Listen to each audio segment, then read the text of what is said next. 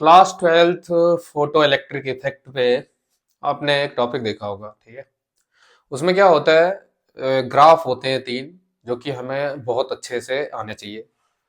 उस ग्राफ पे क्योंकि आपको जेई हो, नीट हो या बोर्ड हो, बड़े अच्छे सवाल बनते हैं। ठीक ना, on the basis of graph. तो पहले होता क्या है, तो यहाँ पे मैं एक कैथोड ट्यूब बना रहा हूँ। यहाँ पे एक प्लेट है जिसके ऊपर सनलाइट पड़ेगी। ठीक है, यहाँ पे लगा दी मैंने कलेक्टर प्लेट। इसका टर्मिनल जो है पॉजिटिव होता है। ये यहाँ से इलेक्ट्रॉन रिलीज होगा और इसको ये खींचेगा। तो जब सनलाइट पड़ेगी तो हरकतें होंगी इसमें।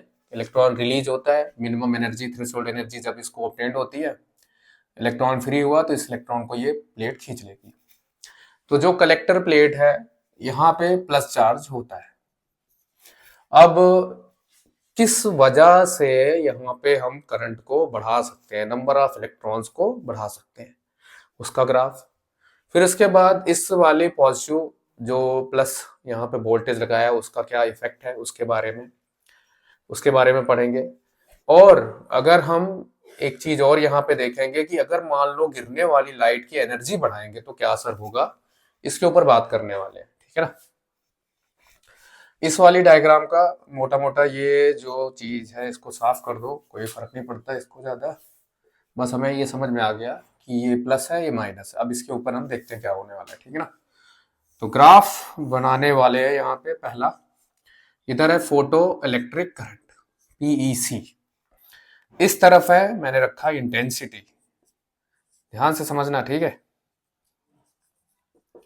इंटेंसिटी क्या होती है, लाइट की जो एनर्जी होती है, यानी कि लाइट की एनर्जी प्लस उसके नंबर ऑफ फोटॉन्स कितने गिर रहे होते हैं, उसके ऊपर डिपेंड होता है इंटेंसिटी। तो भाई साहब यहाँ पे इंटेंसिटी से बहुत अच्छी बात समझ में आती है कि यहाँ पे एक रूल होता है कि अगर एक एटम है, उसका एक इलेक्ट्रॉन अगर आप बाहर करना चाहते हो तो याद रखना उसको एक फोटोन की रिक्वायरमेंट होगी। तो एक फोटोन जब इस एक इलेक्ट्रॉन से इंटरेक्ट होगा तो उसको बाहर कर पाएगा। यानी फोटोन का नंबर बढ़ाओगे तो ये इंक्रीज होगा, और ये इंक्रीज हुआ तो क्या करंट इंक्रीज होगी।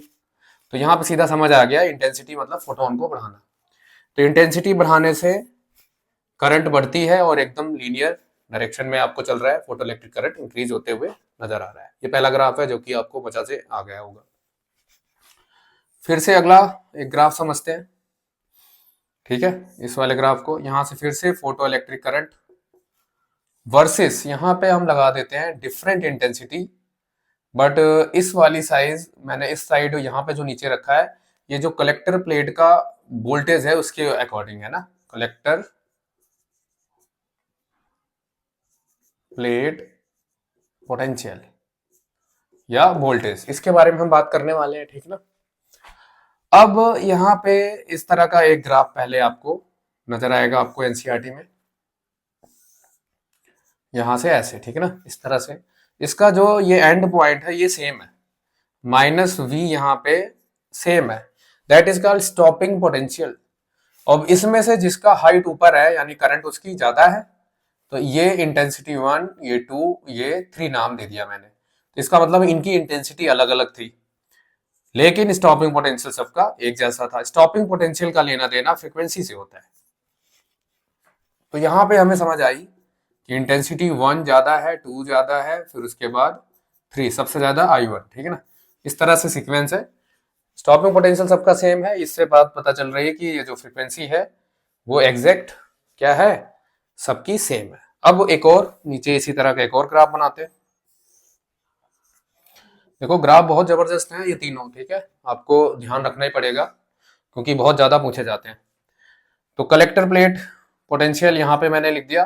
ठीक है, यहाँ पे फोटो इलेक्ट्रिक करंट इस तरफ लिख दिया। अब इस वाली साइड मैंने एक ही लाइन बनाई है। यहाँ पे ये पहली लाइन टच हो गई, फिर दूसरी लाइन, फिर यहाँ पे तीसरी लाइन।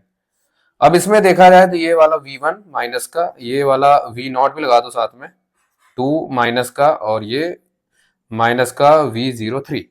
इसमें देखा जाए तो ये वाले की फ्रीक्वेंसी, ये जो सबसे ज्यादा दूर है इस ओरिजिन पॉइंट से, उसकी फ्रीक्वेंसी मैक्स है, यानी इसका अगर मैं V3 नाम दूं, ये V2 और ये V1, V नहीं है, ये म्यू है, म्यू बोलते हैं इसको। तो यानी कि इस वाले केस में हम बोल सकते हैं फ्रीक्वेंसी जो है थर्ड वाले की सबसे ज्यादा है, फिर 2 वाले की, फिर 1 वाले की। तो ये वाली बात आपको समझ आई, ठीक है ना।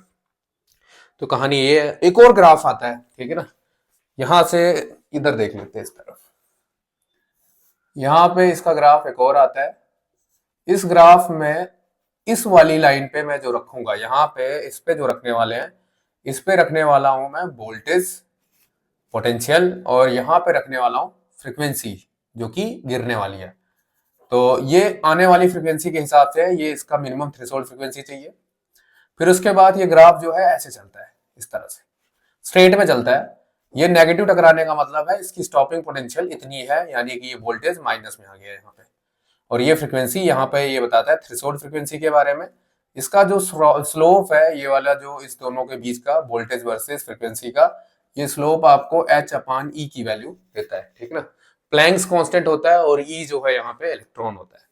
तो उम्मीद करता हूँ समझ में आया होगा आपको। अगले वीडियो में फिर से मिल लेंगे, तब तक के लिए थैंक यू।